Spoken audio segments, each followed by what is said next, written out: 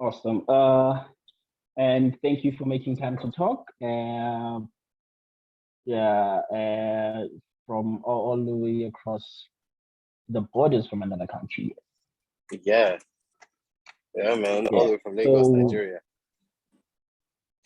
how's Nigeria today? Yeah, Nigeria is hot today.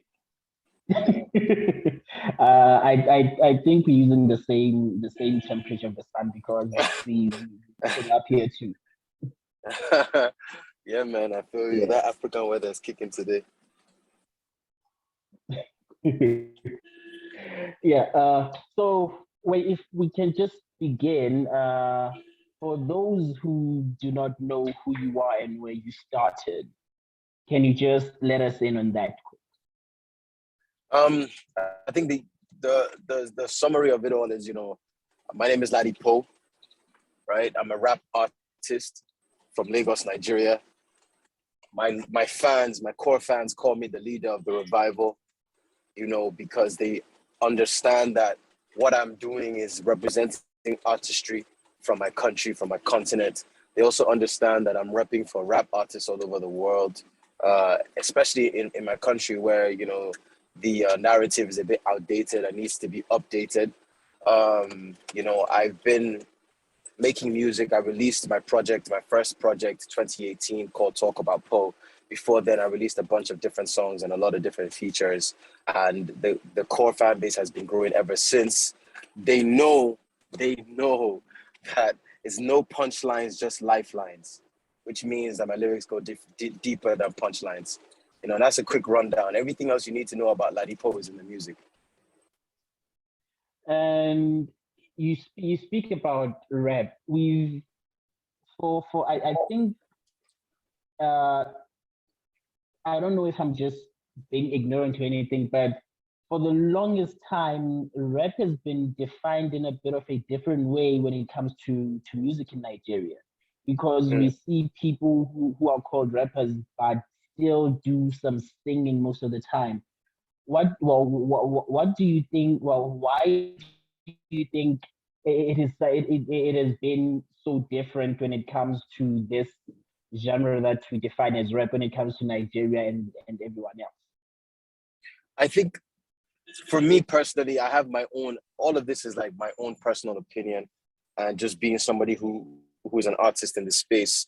And first and foremost, I feel like number one, people get a lot of times the semantics wrong, the words wrong. Rap and hip hop, to me, rap is the verb, rap is the thing you do, it's the skill set, it's the act of rapping. Hip hop is the genre that rap has most pretty much is almost, it feels like a synonym, has been most associated with, right?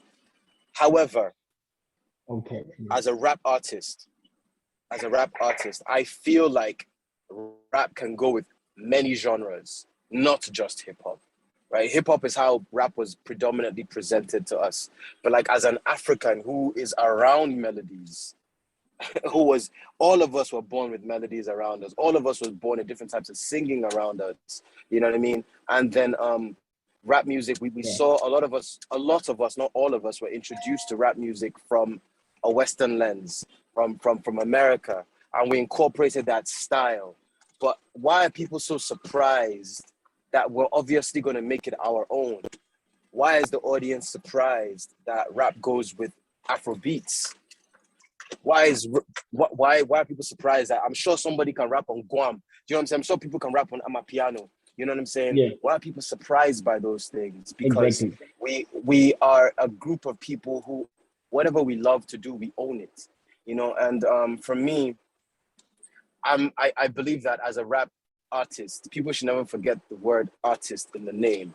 And that means whatever the song requires, you can do. If it's within your skill set and you're able to do it tastefully and in a dope way, then do it. If it's within your heart to do it. So I think that if people can see from that perspective, then they can understand. However, I can understand that it's confusing when a guy who's been giving you punchlines or whatever wants to sing a whole song from start to finish. That's a whole different story. Now, that's a whole different situation that we're talking about. But like, that's why I like to make it clear what do people mean by a rapper is singing? Is he singing from start to finish on a whole new song, or is he like incorporating melody? Because I don't think there's anything wrong with incorporating melody into your music. I think that's amazing if you do it well. You know, so that, I mean, that's my perspective. Now that you've mentioned it, that a rapper can jump into any kind of music, and I will make an example about here in South Africa. There are rappers who have been jumping onto the amapiano sound and actually still rapping on it, and that there are conflicting opinions from people who some are saying that maybe it's because the rap side of the music itself is dying, and some would say that artists are trying to revive their careers. What is your short take on that? Is jumping onto another kind of sound a way to save your career, or is just your way of diversifying yourself? I think that's a really good question, bro. I really do think it's a good one. And I would say that decision is always dependent on the artist. Like, there are some people that definitely jump on the sound because it's trendy, you know, but I can only really speak from my own perspective. I've never really been the one to jump on a trendy sound. I really create from things that mean something to me. I feel like as a rap artist, I always want to reflect the times that I'm in. I want to say what's going on with me and in my life and my friend's life and observation. So like, if that sound is required to do that, I might do it, but I don't really jump on sounds just because it's trendy, you know? So, but that's my personal take. Like, it's hard to tell somebody not to do that because, hey man, if you're that guy that's looking for a hit record and amapiano is popping, I don't blame you for jumping on the next amapiano jam, you know? So I see why it's a conflicting thing. I really do think that it's dependent on the artist, but if the music is good, my bro, then the music is good. Yeah. Why would I hate on something that sounds amazing? You know, I think that sometimes we like to overanalyze things, and sometimes we should just accept good music when it's good music, and call it out when it's not so great, and get the person to improve.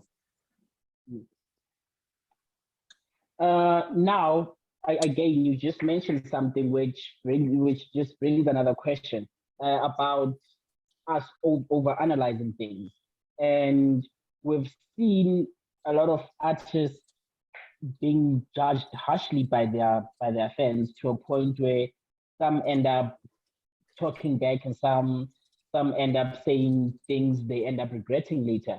Do you think that the fans are fair to the artists most of the time when it comes to how they treat them, or do they expect artists to be these perfect beings who can do no wrong? I'm definitely in two minds. I feel like when you really love something, when you really appreciate something, there's a certain level of ownership you feel like you have to that thing. So if it disappoints you or changes, you feel some type of way and you may want to express yourself. But like, at the same time, I said when you love something, like I feel like, first and foremost, we're all human beings doing this thing. And a lot of artists are sacrificing a lot to be artists. They're sacrificing a lot to release music, you know, and not many people get to see the process. People definitely don't get to see the sacrifice, you know. And I feel like when you want to say something to someone, just think of how you want it to be said to yourself. I really think that that's missing a lot in the way we communicate with one another. This is not just a fan artist conversation. This is just a human beings on social media conversation. What you're willing to say when nobody can see you is a lot more than you would say in person. I just believe that it's only fair to treat and speak to another person how you would like to be spoken. I think that goes across board for any single kind of relationship. That said, not everybody listening to your music is your fan. That's number one. Not everybody cares that you've come from this to this. So what I do as an artist is I want to continuously cultivate a conversation with my own fans. I call my fans my lifelines. I want to talk to my fans. I want to create situations, meet and greets. I want to hang out, come to my shows. I want to give you merch. I want to talk to you one-on-one so you know my story, so I can distinguish between the fans and the ones that are not really fans. I think that there's not enough kindness in communication these days. That's what I think personally. Oh, that is very good.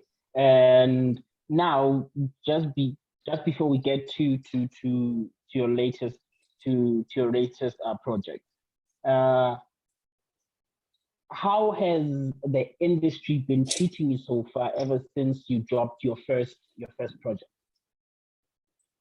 How has the industry accepted your music? Uh, you know, because I dropped my first project in 2018, but I would say I became like an artist. I started really taking my career serious in like 2014. So I've been like for a while as an independent artist and I started to label, and it's been slow, you know. But to me, I'm very grateful for that because not a lot of people knew this strong core. Lucky to have a core fan. They help you evangelize. They help you talk to other people who are coming on board and explain to them who this artist is. So I'm grateful that there wasn't instant success. So in answer slow, people have been 2 3 years, it's like grown like crazy. So I'm grateful that I have that core fan base that is there to balance things out because the new fans don't know my story. So, you dropped your first project in 2018, and then 2 years after that, the world went into shutdown. Mm. How did you manage to navigate through that after having just, if I should say this, having just started this dream of releasing something, and then shortly after that, the world has shut down, and now you have to rethink how you do things. How were you able to actually navigate that situation? The thing about it is that I've heard that question many times, but I like the way you framed it. You framed it in an interesting way because you said having just kind of released a project and then you're starting to because I remember so many people said 2020 is my year. December 2019, all of us were posting 2020 is that year, and then everything changed. It was scary. It was disappointing. You just didn't feel safe, and I will tell you that I don't know how I don't think I really even navigated it. I think like most other people, I just survived it. I survived it mentally. I survived it emotionally, financially, every kind of way. I just survived.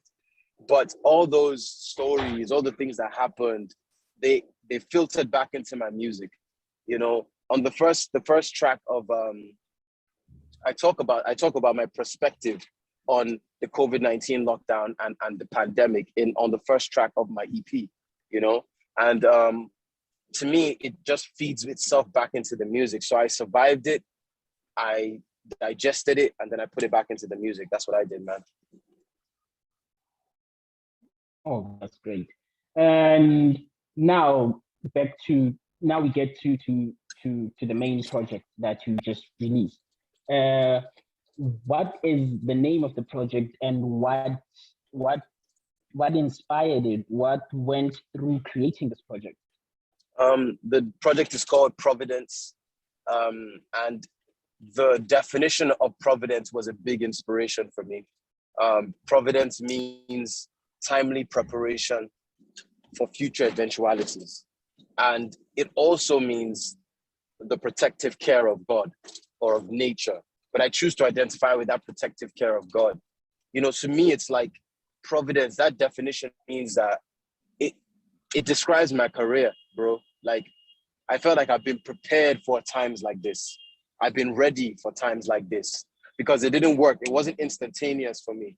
It was a grind, but that put me in a strong place to be able to recognize and act when things started to like move up, So I'm very grateful for that. And so I put that thought and that feeling of how I am now into the project. It was a big inspiration for me, bro. And I'm just really happy that it's out. It feels like a weight has been lifted off my shoulders. And the other one of the singles you released is Running. It's good, it's upbeat, it's all of that. What what was the process behind that? What did you want to achieve when it comes to your fans when releasing that song? Running, yeah, Running is the lead single of Providence, and it features Fireboy DML, who's a really talented Nigerian singer, and it's produced by a guy called Andre Vibes, who produced Feeling, my previous single. And Running for me was two things. Not only was it the first single of Providence, it was also my follow-up single to Feeling, and Feeling was a song that was and is like doing amazing, And I even see a couple of videos now from South Africa of people listening to Feeling, which is amazing to me, And so I wanted to say something that continued the story that Feeling had started.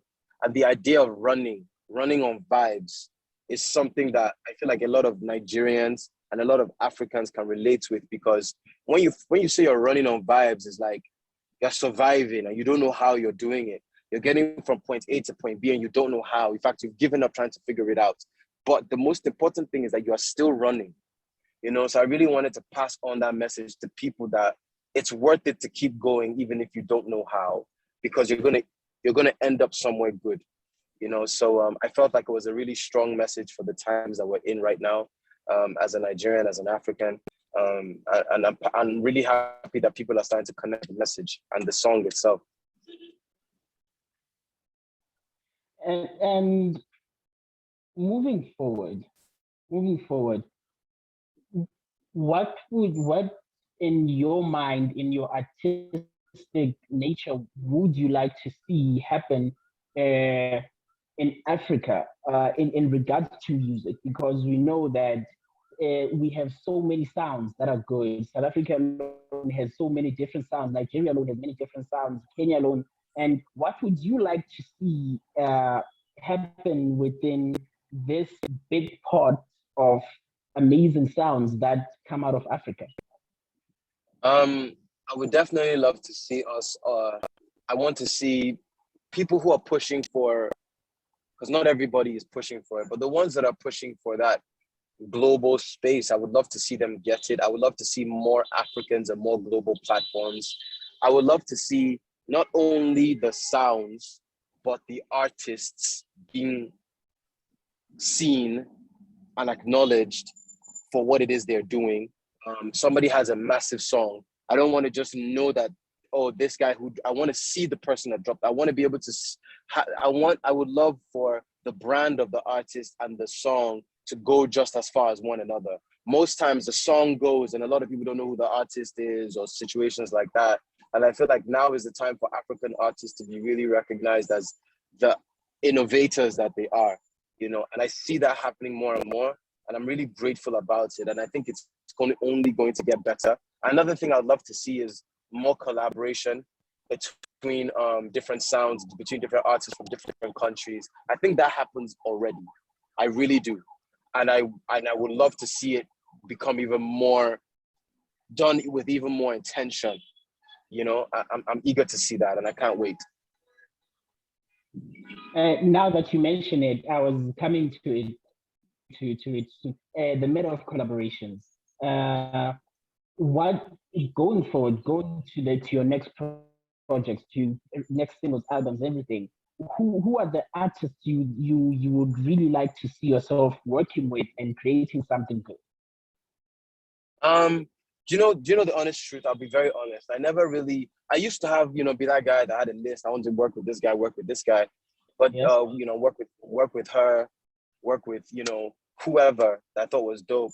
But I've realized that now my collaboration strategy is more like mutual energy. I want to work with people that want to work with me. I really think that it makes for amazing music. For instance, working with Fireboy on Running, we just really have this mutual respect for each other's music, and it shows like in the way we're pushing the song and the way we promote the song, and I want that. I want to work with someone that loves the music and we're making together. And I feel like that's the best way. As far as South Africa is concerned, I definitely want to link up with some people in South Africa, for sure. I think if I ever get the chance to come out there and perform or do a show or meet people, I think the first studio I'm going to is Black Diamond Studio, straight away. From the airport. Yeah, you go straight there. Oh. Yeah, straight away. Yeah, there are definitely some good artists you could actually make good music with. And now, just as we're about to finish, we know that the industry itself, it's difficult to get into. It's difficult to break into, no matter where you are, even with the technology and the internet today that people use to get in, but it's still difficult to get into that place where you have the right financial support and everything. And we know that with that difficulty, people still have dreams. What would you say to an artist out there who is still hungry for this, not because of the money and the fame, but still hungry to make the music? I'm hungry to make the music. The truth is that first and foremost, you are going to have to build deep, deep wells and reservoirs of belief, because your belief in yourself will be challenged many times in your career.